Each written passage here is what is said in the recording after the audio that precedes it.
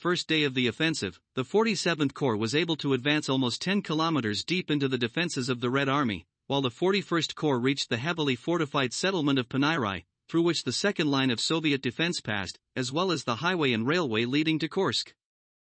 The losses of the Wehrmacht amounted to 1,287 killed and missing, as well as 5,921 wounded. The next day, the 17th and 18th Guards Rifle Corps of the Red Army, along with the 2nd Tank Army and the 19th Tank Corps, were to counterattack the 9th German Army in accordance with the previously received order. However, due to poor coordination of actions at dawn on July 6, only the 16th Tank Corps of the 2nd Tank Army, consisting of about 200 tanks, went into the offensive after the artillery preparation. The strike fell on the positions of the 47th Tank Corps and was met by Tiger tanks from the 505th Heavy Tank Battalion.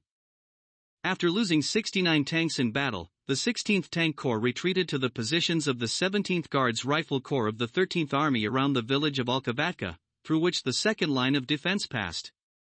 After that, the 47th Tank Corps also attacked towards Alkovatka after conducting artillery preparation, bringing forward the 24 remaining operational Tigers.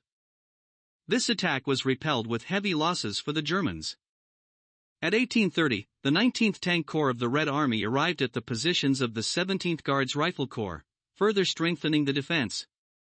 In addition, by Rokossovsky's order, most of the operational tanks were placed in special trenches, which reduced their vulnerability. At the same time as Alkovatka, Ponyri was attacked, defended by the 307th Rifle Division of the 29th Rifle Corps of the Red Army. This attack was conducted by the forces of 1 tank and 3 infantry divisions of the Wehrmacht, 9th Tank Division, 292nd and 86th Infantry Divisions, and the 78th Assault Division respectively. However, they were unable to dislodge the defenders of Ponyri from their heavily fortified positions. At the same time as Alkovatka, Ponyri was attacked, defended by the 307th Rifle Division of the 29th Rifle Corps of the Red Army.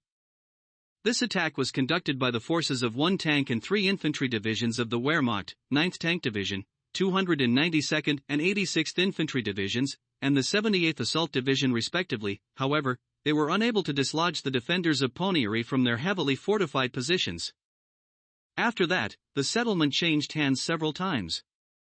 By July 10, the Germans managed to capture almost the entire village, but the counterattacks of the Red Army did not cease.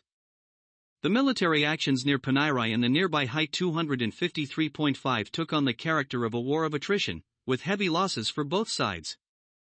The German strikes on Alkovatka, and the village of Tyaplo, also failed to break through the Red Army's defenses. The very powerful offensive on July 10, conducted with the involvement of about 300 tanks and assault guns from the 2nd, 4th, and 20th Panzer Divisions of the Wehrmacht and supported by all available Luftwaffe forces in the area of the northern tip of the Kursk Bulge, also proved unsuccessful. At a meeting of the headquarters of the 47th Tank Corps, held on July 9 with the participation of Kluge, Model, Lemelson, and Harp, the impossibility of breaking through the Soviet defenses with the forces of the 9th Army was confirmed. The German command had no doubt that the enemy also understood this.